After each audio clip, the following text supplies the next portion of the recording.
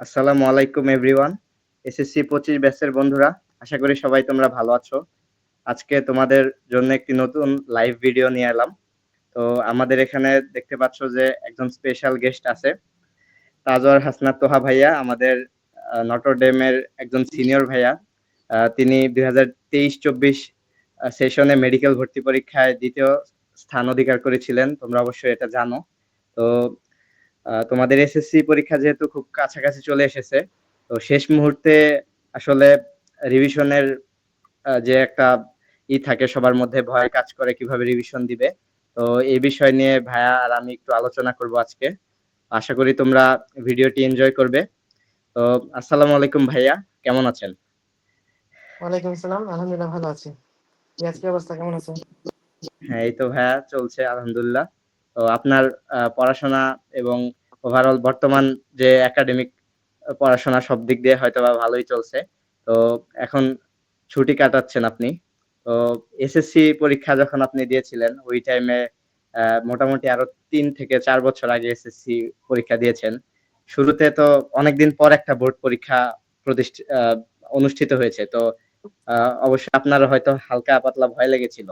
তো ওই টাইম কিভাবে নিজেকে নার্ভ কন্ট্রোল রেখে, মানে ওই সিচুয়েশনটার কথা জানতে চাচ্ছি আর কি, যে কিভাবে আপনি প্রিপারেশনটা গুছিয়ে নিয়েছিলেন। আচ্ছা, আমাদের এসএসসি পরীক্ষা হয়েছিল 21 ব্যাচ। তো আমি এসএসসি 21 ব্যাচ, এইচএসসি 23 ব্যাচ, আর এডমিশন সেশন হচ্ছে 23-24। তো আমাদের এসএসসি পরীক্ষাটা অ্যাকচুয়ালি কোভিড টাইমে হয়েছিল। সো হওয়ার কারণে আমাদের পরীক্ষার যে নর্মাল এখন যেরকম মানবন্টন ওরকম ম্যাচ করে না, তাও হচ্ছে পরীক্ষা তো আসলে পরীক্ষা, সবার কাছে একটু ভয়ভীতি লাগার স্বাভাবিক। সো ইন দ্য কেস আমি হচ্ছে আগে থেকে প্রিপারেশনটা বেশ ভালো ছিল, আলহামদুলিল্লাহ আমার কনফিডেন্স ভালো ছিল। অ্যান্ড কনফিডেন্সটা আসলে তখনই গ্রো হয় যখন তুমি এনাফ প্র্যাকটিস করো। সো আমি এসএসসি সিলেবাসের আলোকে এসএসসির যেসব সাবজেক্টে পরীক্ষা হতে পারে এগুলোর মধ্যে যথেষ্ট পরিমাণে পর্যাপ্ত পরিমাণে মডেল টেস্ট দিয়েছিলাম। সো এই জন্য আমার পরীক্ষার আগে থেকে একটু কনফিডেন্স ছিল। এখন যে সময়টা আছে, আগামী 10-12 দিনের মতো বা পরীক্ষা মাঝামাঝি যে সময়টুকু চলতে থাকবে, এই টাইমের মধ্যে আসলে জুনিয়রের জন্য এটাই করা উচিত। এখন তো আসলে নতুন করে কিছু পড়ার থাকে না। সো মডেল টেস্টটুকুই বারবার দিতে হবে একই সাবজেক্টের। ধরো কোনো কোনো অধ্যায় বেস আসলে এখন দিয়ে খুব একটা সুযোগ নাই, এখন মূলত সাবজেক্ট ওয়াইজ মডেল টেস্টগুলো দিতে হবে। মডেল টেস্ট দেওয়ার মাধ্যমে অ্যাকচুয়ালি কনফিডেন্সটা ব্যাক আসে বা কনফিডেন্সটা গেইন হয়। হ্যাঁ ভাইয়া, ইতোমধ্যে অনেকে মডেল টেস্টের যে পরীক্ষাগুলো হয় এগুলো দিচ্ছে অথবা দেয়া হয়ে গিয়েছে। তো এর মধ্যে দেখা যায় যে অনেকে অনেক ধরনের ভুল করেছিল, অথবা ওই মডেল টেস্ট গুলো থেকে যে আউটকাম গুলো আছে সেগুলোর যে ম্যাটেরিয়াল গুলো আছে শেষ মুহূর্তে তো ওই ধরনের ওই নিজের ভুলগুলোর উপরে গুরুত্ব দিয়ে, অথবা নিজের যে খাতাটা ওটা রিভিশন দিলে বেশি কাজে লাগে, তাই না? হ্যাঁ, ধরো যে কোনো একটা পরীক্ষায় আমি কি ভুল করলাম ওইটা যদি আমি নিজে না জানতে পারি বা ওইটা যদি আমি নিজে চেক না করি, তাহলে ওই ভুলটা কিন্তু আর পরবর্তীতে শেখা হয় না। তো আলটিমেটলি তোমার কাছে যেটা ভুল হচ্ছে, যেটা তুমি পরীক্ষায় ভুল করতেছো, এইটা তোমাকে বারবার চেক করতে হবে বা এটা তো হচ্ছে বইয়ের মধ্যে মার্ক করে রাখতে হবে। বা তো কোথায় আমার যেগুলো আমি ভুল করছি সেগুলো আমার মধ্যে ক্লিয়ার থাকতে হবে।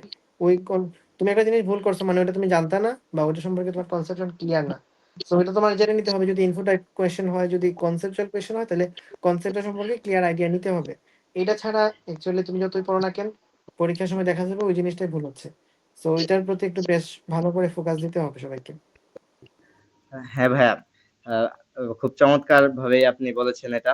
এই বিষয়টা অনেকে মাথায় না রেখেই দেখা যায় যে শেষ মুহূর্তে অনেক সাজেশনের পিছনে ছুটে। অনলাইনে দেখা যায় অনেকগুলো প্ল্যাটফর্ম বা অনেক জায়গায় সাজেশন দেয় স্যাররা, অথবা অনেক ভাইয়া সাজেশন বিক্রি করে। দেখা যায় ওখানে কিছু ম্যাথ দাগানো থাকে, অথবা কয়েকটা নির্দিষ্ট পরিমাণ কিছু অংশ থাকে আর কি। তো ওই বিষয়গুলো দেখা যায় যে স্টুডেন্টরা একটু বেশি গুরুত্ব দিয়ে ফেলে।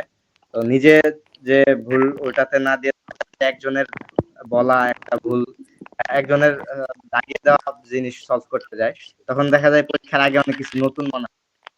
তো দেখা যায় যে ওই বিষয়টা ফলে তারা আরেকটু বেশি শেষে প্যানিক হয়ে যায় যে আমি কোনটা পড়বো আসলে। আমার আহ, এতগুলো সাজেশন অনেক জায়গা থেকে তো আসলে জানেন আপনি সাজেশন দেয়।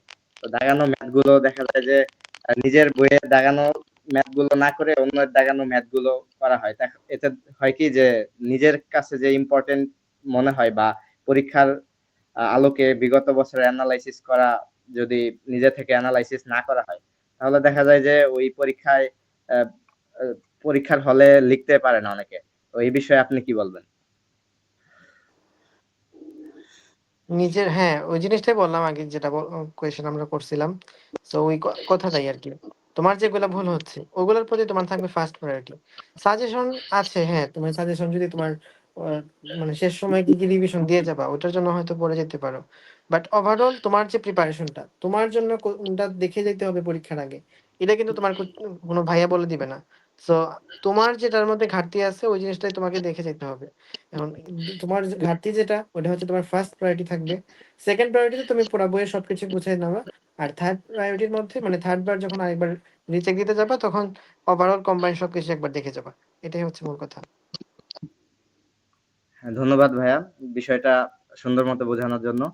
তো এরপরে যে বিষয়টা, সেটা হলো যে তাদের রুটিন হচ্ছে পাবলিশ হয়ে গেছে এসএসসি 25 ব্যাচের।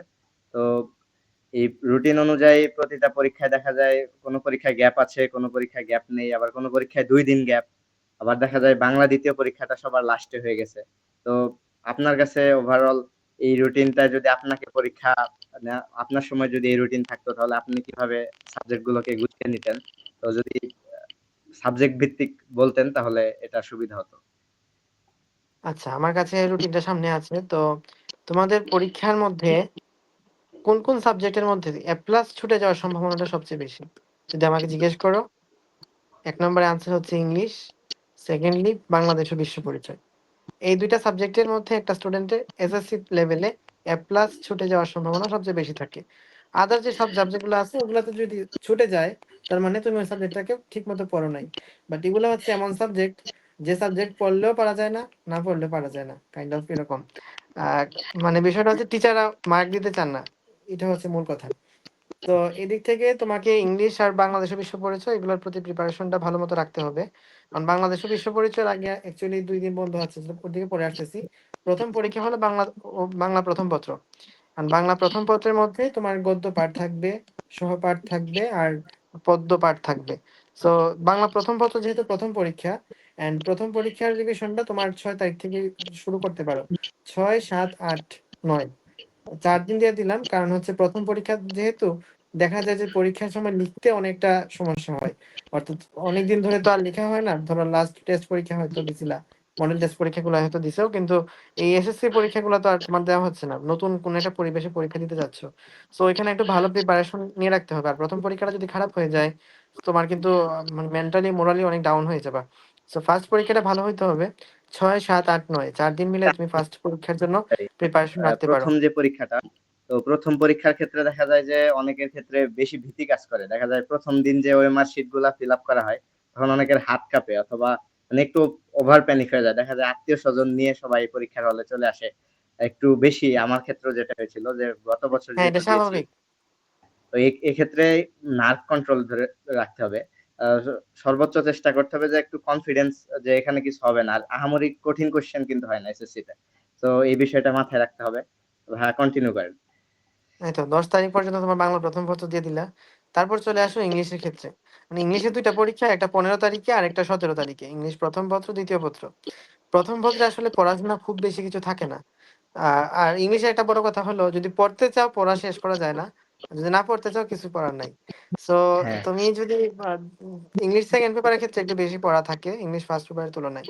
ইংলিশ ফার্স্ট পেপারে অনেক text based, and text based আসলে সিন পেজেস গুলো আমরা অনেকবার পড়ে থাকছি। আর রাইটিং পার্ট গুলো তো আমরা আসলে অনেকবার রিভিশন দিয়ে থাকি। সো সেকেন্ড পেপারের মধ্যে তুমি রিভিশন দিতে পারো 10 তারিখ আর 11 তারিখ। 10 আর 11 মিলে সেকেন্ড পেপারের জন্য রিভিশন দিলা। 12, 13, 14 এই 3 দিন মিলে ইংলিশ প্রথম পত্রের জন্য রিভিশন দিলা।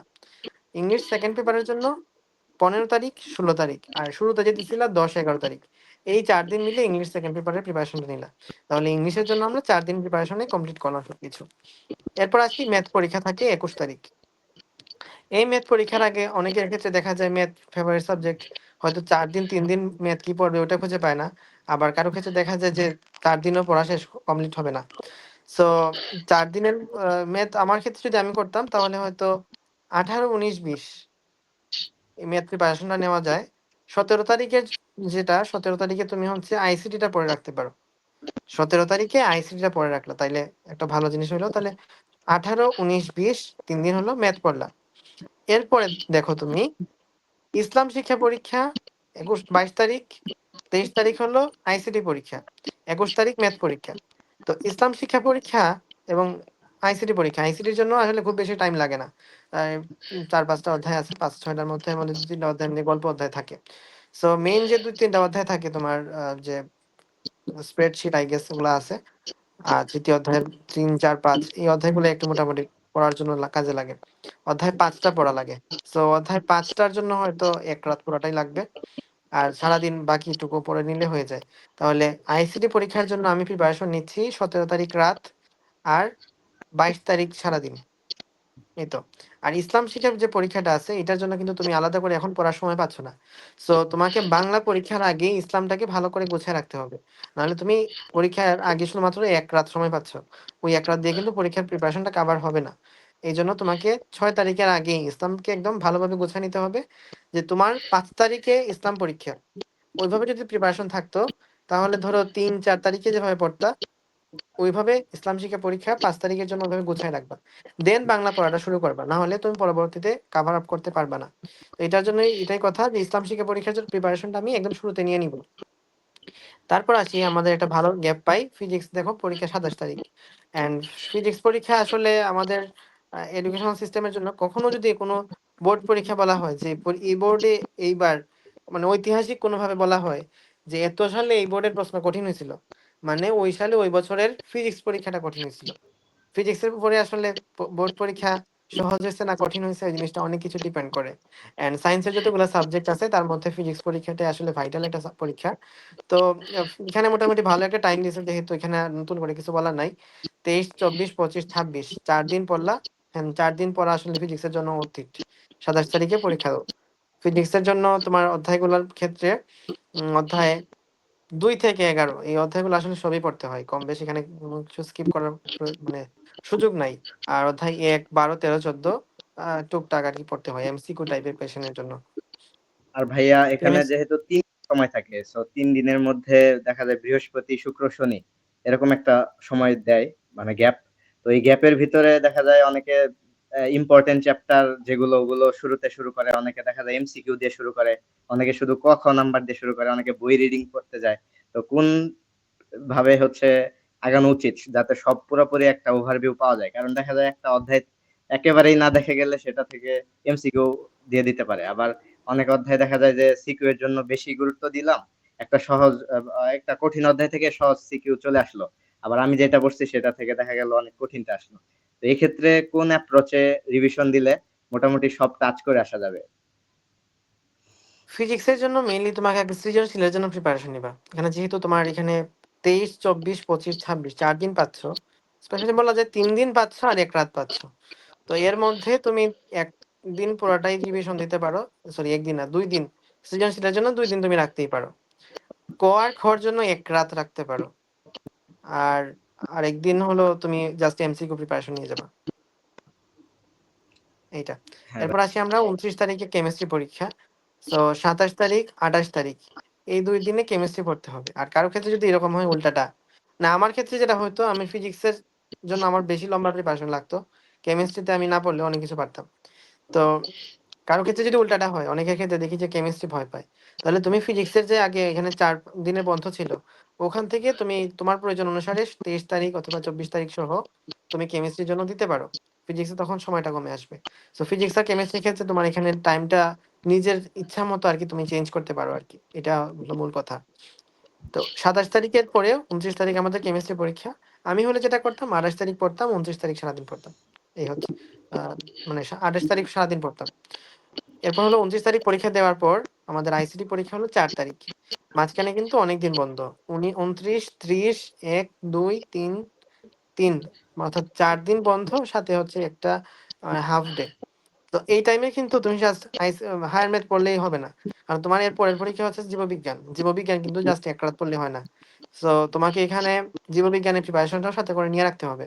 এটার জন্য আমি যেটা করতাম 29 তারিখ আর 30 তারিখ। এইটা আমি বায়োলজির জন্যই রাখতাম। তাহলে বায়োলজির জন্য আমি রাখতেছি 29 তারিখ, 30 তারিখ, দেন 1 তারিখ, 2 তারিখ, 3 তারিখ এটা হায়ার ম্যাথের জন্য। অথবা বাংলাদেশের বিশ্ব পরিচয় পরীক্ষার আগেও কিন্তু খুব বেশি টাইম নাই। সো আমি ১ তারিখও রাখতে পারি বাংলাদেশের বিশ্ব পরিচয়ের উপর।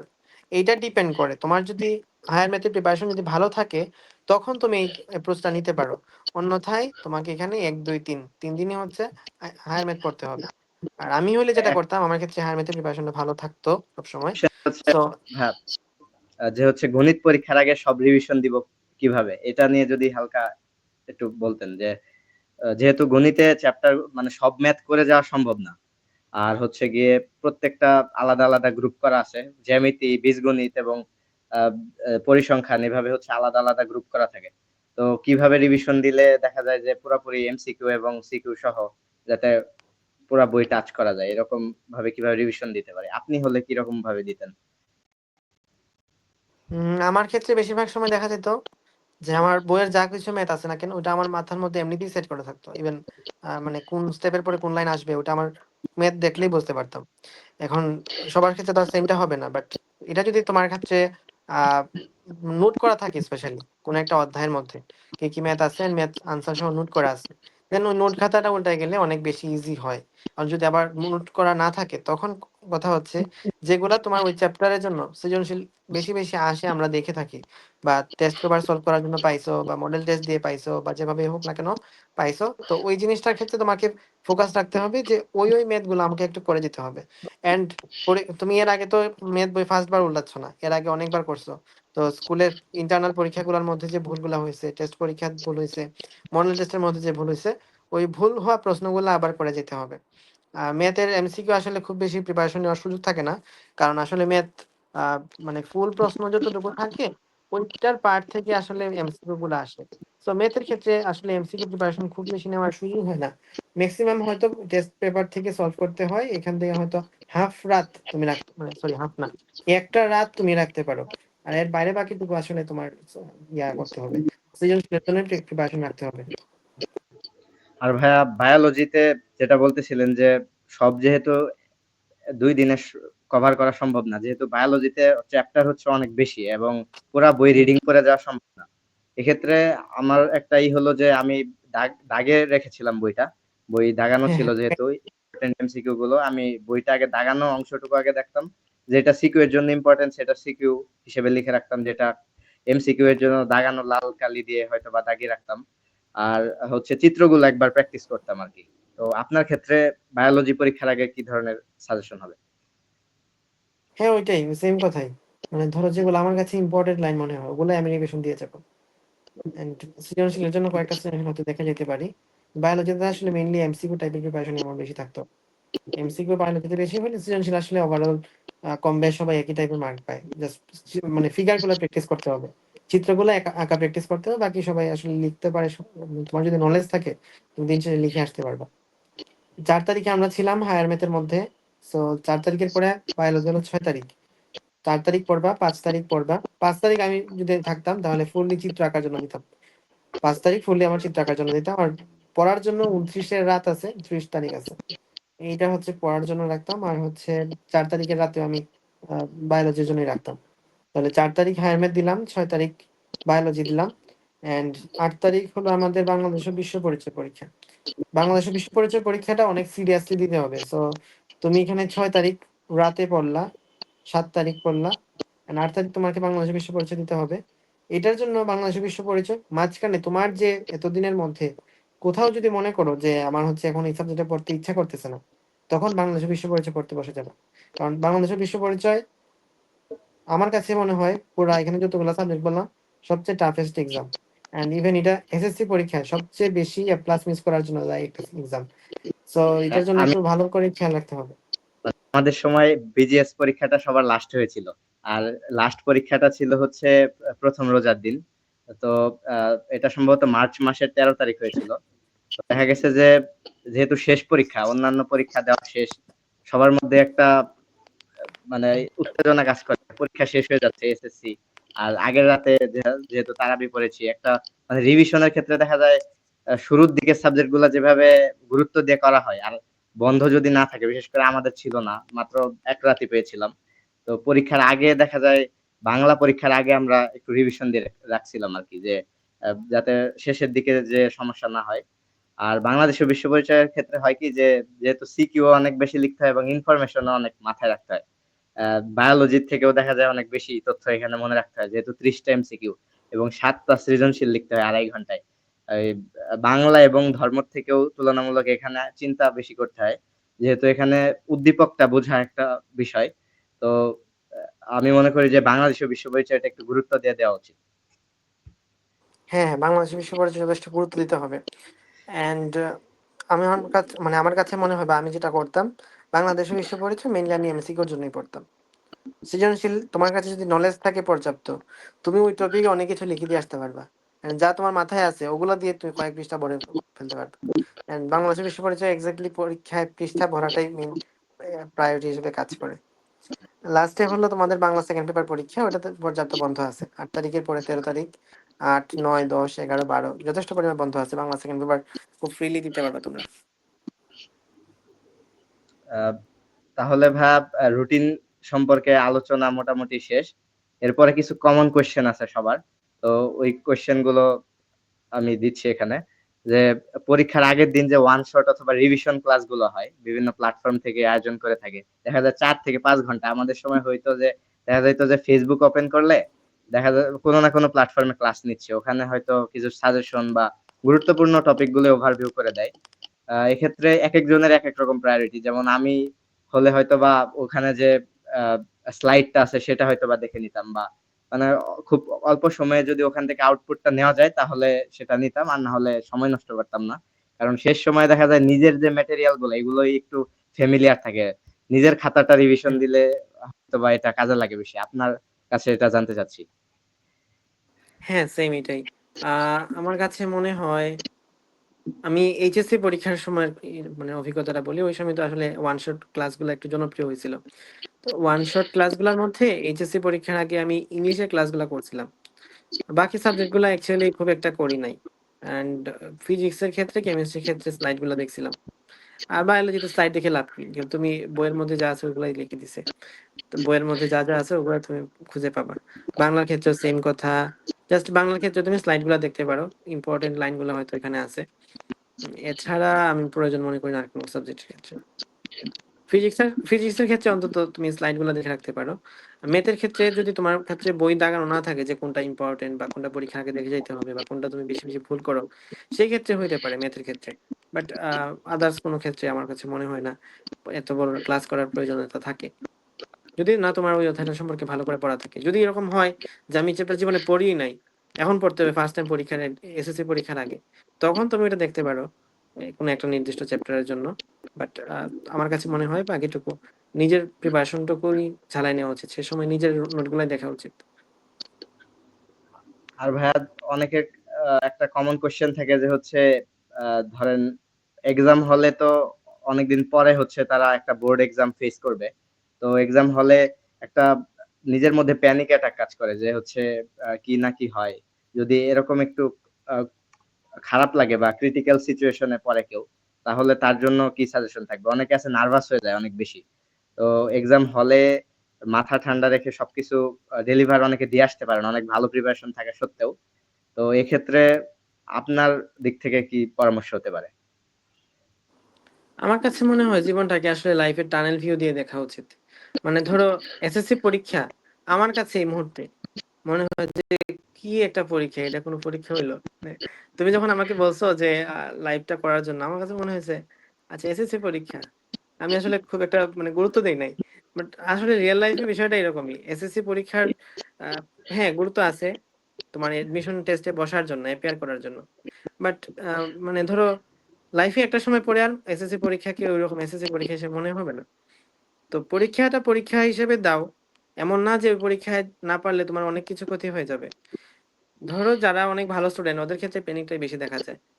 এভারেজ স্টুডেন্টরা আসলে মানে নিতে পারে। বাট ভালো স্টুডেন্টদের ক্ষেত্রে ওদের টার্গেটটা থাকে যে বোর্ডে ফার্স্ট হইতে হবে, বোর্ডে প্লেস করতে হবে। একটা পরীক্ষায় 100 থেকে 99 হয়ে গেলে একটা এমসিকিউ ভুলে গেলে ওদের পরীক্ষা খারাপ হয়ে গেছে এরকম মনে হয়। তো এটার ক্ষেত্রে আর কি তোমার এই চিন্তাটা থেকে দূরে আসতে হবে। ধরো পরীক্ষা আমি সবচেয়ে ভালো দেওয়ার জন্যই দিব, বাট ওইটার জন্য আমি হচ্ছে নিজেকে খারাপ মানে নিজের মেন্টালিটি খারাপ করতে যাব না। মানে টেনশনে পড়তে যাব না বা ধরো এক কথায় তোমাকে মেন্টালি কুল থাকতে হবে। তুমি যদি কুল না থাকো, দিন শেষে তোমার রেজাল্টটাই খারাপ হবে। তুমি অনেক সিরিয়াস মোডে থাকলা, সিরিয়াস মোডে থেকে একদম কোনো হাসি টাসি নাই, কিছু নাই, জাস্ট একদম মুখ গোমরা করে বসে আছো, তোমার কিন্তু পরীক্ষা আলটিমেটলি খারাপই হবে।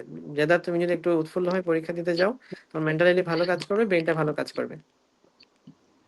ধন্যবাদ ভাইয়া, খুবই গুরুত্বপূর্ণ পরামর্শ।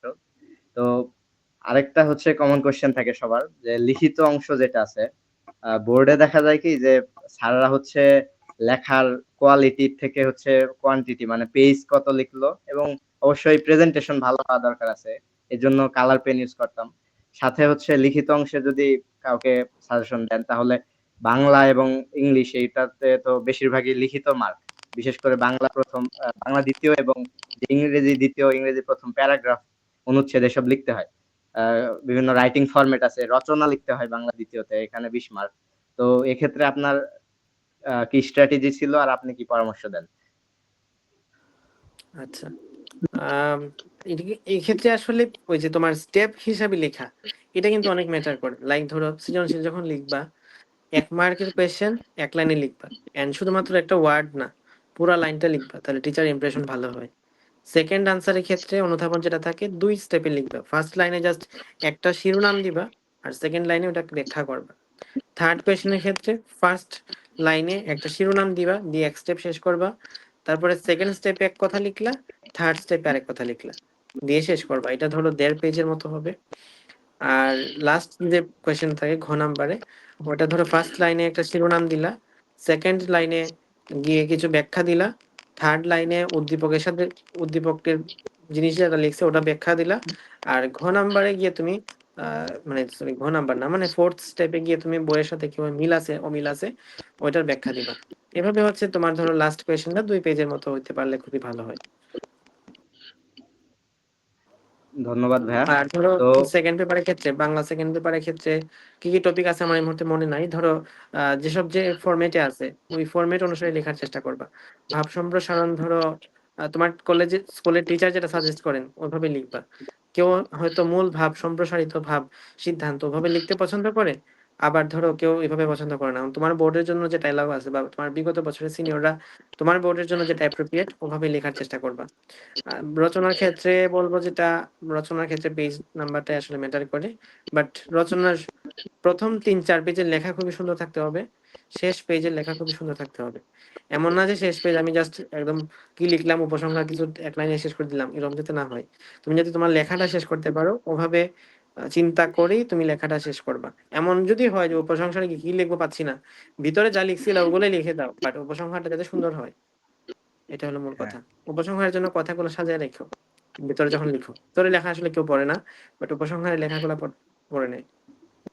ধন্যবাদ ভাইয়া। তো আরেকটা সাবজেক্ট নিয়ে অনেকের কমন কোশ্চেন থাকে, ধর্ম যেটা, এখানে হচ্ছে অনেকে বলে যে আয়াত লিখবো কিনা, বা সিকিউতে হচ্ছে নাম্বার ভালো পাওয়ার জন্য এক্সট্রা কিছু, বিশেষ করে যে প্রশ্নগুলোতে হাদিস কিংবা কোরআনের আলোকে ব্যাখ্যা করতে বলে, তো ওই প্রশ্নগুলোতে হচ্ছে যদি কোনো আয়াত বা এই ধরনের আহ, হাদিস দিয়ে দেওয়া যায়, তাহলে হচ্ছে হয়তো মার্ক বেশি আসে। তো এক্ষেত্রে আপনার কোনো সাজেশন আছে কিনা, যে ধর্মে স্টুডেন্টরা কিভাবে ভালো করতে পারে? মার্কের ক্ষেত্রে সিকিউ দেখা যায় যে, আমার ক্ষেত্রে আমি এটাই করতাম যে সিকিউতে আমাদের স্কুলে যেটা হতো যে স্যাররা হচ্ছে ডিরেকশন দিয়ে দিয়েছিলেন যে প্রতিটা সিকিউ ব্যাখ্যাগুলো ওইভাবেই হওয়া উচিত, বইয়ের যে আলোকে প্রতিটা টার্মের একটা ব্যাখ্যা থাকে, যে ধরেন শিরক শব্দের অর্থ কি, এটার যে আরবি মিনিং এবং বাংলা এটার একটা ব্যাখ্যা দিয়ে একটা সংজ্ঞা লিখে তারপর ব্যাখ্যা করলে, অথবা ওই রিলেটেড একটা আয়াত দিয়ে দিলে মার্ক বেশি পাওয়ার টেন্ডেন্সি বেশি থাকে। তো এক্ষেত্রে আপনার কোনো আমার ক্ষেত্রে পরামর্শ আমি আছে? এটাই করতাম, আয়াত লেখার চেষ্টা করতাম। ধরো কিছু কিছু আয়াত আসলে কমন থাকে, যেটা যে প্রশ্নে আসুক না কেন ওই প্রশ্নের মধ্যেই আয়াতটাকে লিখা যাবে। ওই টাইপের আয়াতগুলোকে আমি চুজ করতাম। এন্ড ওটা একটু জনপ্রিয় আয়াতগুলো যেগুলো আছে বইয়ের মধ্যে, এই জনপ্রিয় আয়াতগুলোকে আমি আসলে বাছাই করার চেষ্টা করতাম আর কি। তাহলে ওইগুলো লিখে রাখতাম, আরবিতেই লিখতাম, টিচাররা ধন্যবাদ পছন্দ ভাইয়া। করে। আহ, আরো একটা কমন কোশ্চেন আছে, যেটা এসএসসি পরীক্ষার পরবর্তী একটা থাকে, যে হচ্ছে কলেজ ভর্তি পরীক্ষা। বিভিন্ন কোচিং এ হচ্ছে গিয়ে থাকে, এই এখনই হচ্ছে ভর্তি করানো শুরু করে দিয়েছে বিভিন্ন ইসের এই কলেজ অ্যাডমিশনের জন্য। এটার একটা সবার মধ্যে কাজ করে যে হচ্ছে কলেজ ভর্তি পরীক্ষা দিয়ে তার স্বপ্নের কলেজে চান্স পাইতে চায়। বিশেষ করে ছেলেরা নটরডেমে আর মেয়েরা হচ্ছে হলি ক্রস কলেজে। তো এক্ষেত্রে যেটা এসএসসি মেইনলি আমার কাছে মনে হয় এসএসসির প্রিপারেশনের বাইরে তো কিছু না কলেজ অ্যাডমিশন। তো অনেকে হচ্ছে এই দুইটাকে দুই ভাবে দেখে যে কলেজ অ্যাডমিশনের জন্য আলাদা প্রিপারেশন আবার এসএসসির জন্য আলাদা প্রিপারেশন। এর জন্য দেখা যায় তারা হচ্ছে অনেক এই বিষয় নিয়ে সিরিয়াস থাকে, ঠিক আছে, কিন্তু দেখা যায় যে অতিরিক্ত সিরিয়াস হয়ে যায়। অনেকে এই বিষয়গুলো নিয়ে অনেক গ্রুপে পোস্ট করে যে কি করা যায় ভাইয়া, কিভাবে পড়লে ভালো করব। অনেকে দেখা যায় এসএসসি পরীক্ষায় ভালো গুরুত্ব দিতে পারে না এই পরীক্ষাটার জন্য, মানে সামনে যে কি হবে এটা নিয়ে। তো এটা নিয়ে আপনার কি মতামত, এবং কলেজ অ্যাডমিশনে যদি কেউ ভালো করতেই চায় তাহলে এসএসসির পর থেকে কিভাবে শুরু করা উচিত, একটু একটু শর্টলি যদি বলতেন। এসএসসির যে সিলেবাস সেই সিলেবাসের উপরে এনটিসি এডমিশন টেস্ট হয় অলওয়েজ। ইংলিশের ক্ষেত্রে হয়তো একটু আলাদা ধরনের প্রিপারেশন রাখা লাগে, এর বাইরে এসএসসির প্রিপারেশন যা কিছু আছে না কেন ওই সবটুকু প্রিপারেশন দিয়ে তুমি সরি কলেজ ভর্তি পরীক্ষার যে প্রিপারেশন সেটা তুমি কন্টিনিউ করতে পারবা। বাট একটা গুরুত্বপূর্ণ বিষয় হলো এখানে চান্স পায় না কেন, অর্ধেক কারণ হচ্ছে মানে ধরো যারা চান্স পায় না তাদের অর্ধেকের রিজন হচ্ছে তাদের এসএসসি সিলেবাসটা ভালো মতো পড়া নাই। বাকি অর্ধেকের রিজন হচ্ছে এসএসসি পরীক্ষা পর্যন্ত সে ভালো পড়ছিল, বাকি যে 3 মাস ছিল বা 2 মাস ছিল ওই টাইমটার মধ্যে সে আর পড়াশোনার দিকে ছিল না, বিভিন্ন কাজে গেছে, হয়তো বেড়াইতে গেছে। সেটা ঠিক আছে, বাট ধরো তোমার একটা সামনে পরীক্ষা, পরীক্ষার জন্য প্রিপারেশন রাখা লাগবে। তো ওই প্রিপারেশনটা শেষ মুহূর্তে এসে নেয় নাই, রিভিশন দেওয়া হয় নাই, অনেক কিছু ভুলে গেছে, পরীক্ষা হলে পারে নাই। এটাই হচ্ছে মূল কথা। এই দুই কারণ ছাড়া এসএসসি প্রিপারেশন ভালো আছে, এসএসসির পরে এডমিশনের জন্য ভালো করে পড়ছে, বাট চান্স হয় না, এরকম স্টুডেন্ট আসলে খুব কমই থাকে। জি ভাইয়া, এটা একদম সঠিক কথা বলছেন। কারণ আমাদের সময় দেখা গেছে যে এই কোচিং এবং এই কলেজ অ্যাডমিশন নিয়ে অনেকে বেশি প্যানিক অ্যাটাক করেছিল, এবং দেখা যায় যে এই কলেজ অ্যাডমিশন বিষয়ে যে ম্যাটেরিয়াল গুলা থাকে ওইগুলা নিয়ে অনেকে এসএসসির আগে থেকেই একটু তাড়াহুড়ো শুরু করে। তো আমি মনে করি যে এসএসসির প্রিপারেশনের জন্য যে ম্যাটেরিয়াল গুলা এগুলো মেইন বই যেটা মেইন ম্যাটেরিয়াল ওটা ভালো মতো পড়লেই হচ্ছে হয়ে যায় সব। আর পরবর্তীতে এসএসসির পরে দেখা যায় রিল্যাক্সে ওই জিনিসগুলো রিভিশন দিলেই আই গেস ভালো করা সম্ভব। আর এসএসসির পরে হচ্ছে দেখা যায় অনেকে অনেক জায়গায় ঘুরতে চলে যায়, অনেকে অনেক ধরনের এক্সট্রা কারিকুলার অ্যাক্টিভিটিজে ফোকাস দেয়। অনেকে, যেমন আমার ক্ষেত্রে হয়েছিল যে আমি গ্রাফিক্স ডিজাইনটা একটু ভালো মতো শিখেছিলাম। তারপর হচ্ছে একটু বই টই পড়েছিলাম, অ্যানিমে কিংবা মুভি, এগুলো যদি আসলে দেখা হয় না কিন্তু ওই টাইম একটু দেখার ট্রাই করেছিলাম। আর বেসিক্যালি গ্রাফিক্স যে ডিজাইনিং অনেক ভালো শিখছো। ধন্যবাদ ভাইয়া। তারপর হচ্ছে আমি মেইন বইটাই পরীক্ষার জন্য মেইন ম্যাটেরিয়াল হিসেবে রেখেছিলাম, এবং বিভিন্ন কোচিং এ যে মডেল টেস্ট পরীক্ষাগুলো হয় এগুলোর অ্যাটেম্প্ট করা উচিত, তাহলে দেখা যায় যে পরীক্ষার প্রস্তুতিটা ভালো হয়। তো এটাই আমার পক্ষ থেকে গাইডলাইন থাকবে। এরপরে ভাইয়া আসা যাক, মানে একটা কোশ্চেন নিয়ে, যে আপনার নেক্সট এসএসসি 25 ব্যাচ যারা আছে এরা তো এইচএসসি 27 ব্যাচ হবে, এদের নিয়ে কোনো প্ল্যান আছে কিনা, বা আপনার তো গ্রুপ আছে যেটা এডজেনি গ্রুপ, এখানে দেখা যায় 26 এবং 25 নিয়ে অলরেডি আপনি ভিডিও বানাচ্ছেন, এবং ভবিষ্যতে হয়তো স্টুডেন্টদেরই হবে। আর মেডিকেল ভর্তি পরীক্ষার অনেকের ড্রিম থাকে। তো এক্ষেত্রে আপনার এই তাদেরকে নিয়ে কোনো প্ল্যান আছে কিনা, বা আপনি ওভারঅল কিভাবে এখন এডুকেশন সিস্টেমে, যেহেতু আপনি একটা রোল মডেল হিসেবে কাজ করেন, যে আপনার কথা সবাই শুনে, এবং যেহেতু আহ, আহ, আপনি একজন ওই ধরনের একজন পরিস্থিতিতে আছেন, তো কি প্ল্যান আপনার ভবিষ্যতে? আচ্ছা, আমি অ্যাকচুয়ালি এসএসসি লেভেলে কাজ করি না, এই জন্য হয়তো এসএসসি যারা স্টুডেন্ট আছে সবাই হয়তো ওইভাবে চিনবে না। বাট এইচএসসি লেভেলে আসলে আমি স্টুডেন্টদের উপর ইম্প্যাক্ট রাখতে চাই। আপাতত 25 আর 26 ব্যাচ নিয়ে একটু ওদের গাইডলাইন দেওয়ার চেষ্টা করতেছি। 25 ব্যাচকে আসলে অনলাইনে ওইভাবে আমি সার্ভ করতেছি না, 26 ব্যাচকে আমি মুহূর্তে পড়াচ্ছি একাডেমিকটা। 26 ব্যাচ যখন এডমিশনে যাবে তখন এডমিশন দিয়েও 26 ব্যাচের সাথে শুরু করব আমি। আর 27 ব্যাচ তো অবশ্যই পাবে, 27 ব্যাচকে আমি একাডেমিকে দেখা হবে ইনশাল্লাহ। আর বিভিন্ন ধরনের গাইডলাইনের জন্য তো অবশ্যই আমি আমার গ্রুপের মধ্যে করব, কমেন্টে দিয়ে দিও গ্রুপের লিঙ্কটা। হ্যাঁ, অবশ্যই তোমরা ভাইয়ার গ্রুপে জয়েন করবে। ভাইয়ার এডজেনি যে গ্রুপটা আছে এখানে হচ্ছে তোমরা ভবিষ্যতে অ্যাডমিশন এবং তোমাদের পড়াশোনার প্রিপারেশন নিয়ে এখানে আলোচনা হয়। তোমরা আশা করি এই বিষয়টাকে এনজয় করবে। আর ওভারঅল ভাইয়া আজকে যে সেমিনার এবং এই গাইডলাইন সেশন ছিল, এটার মেইন উদ্দেশ্যই ছিল যে স্টুডেন্ট যারা আছে এসএসসি পরীক্ষায় সামনে এবং ঈদের একটা সময় আসছে এখন, রমজানের শেষ দিক, আশা করি সবাই হচ্ছে তাদের আহ, আহ, যে প্রিপারেশন এটা বজায় রেখেছে এবং সামনে যে পরীক্ষাগুলো এগুলো ভয় না পেয়ে হচ্ছে পরীক্ষাগুলো অ্যাটেম্প করতে পারবে। তো আহ, আপনার শেষ যে এই কথাগুলো যে এইগুলো তাদের আশা আশা করি আরো কাজে লাগবে। তো আপনার আরো কিছু গাইডলাইন আছে কিনা যে স্টুডেন্টদের ওভারঅল শেষ যদি কিছু কথা থাকে তাহলে বলতে পারেন। কনফিডেন্ট থাকবা। এসএসসি পরীক্ষা যতদিন যাবে ততদিন আসলে এসএসসি পরীক্ষাটাকে অনেক ভয় লাগবে। এসএসসি পরীক্ষা শেষ হয়ে গেলে আসলে তেমন খুব একটা কিছু মনে হয় না। বাট এসএসসি পরীক্ষা অবশ্যই ইম্প্যাক্ট আছে। এসএসসি পরীক্ষায় তোমার কলেজটা ডিফাইন করবে। কলেজটা আসলে অনেক কিছু লাইফে ম্যাটার করে।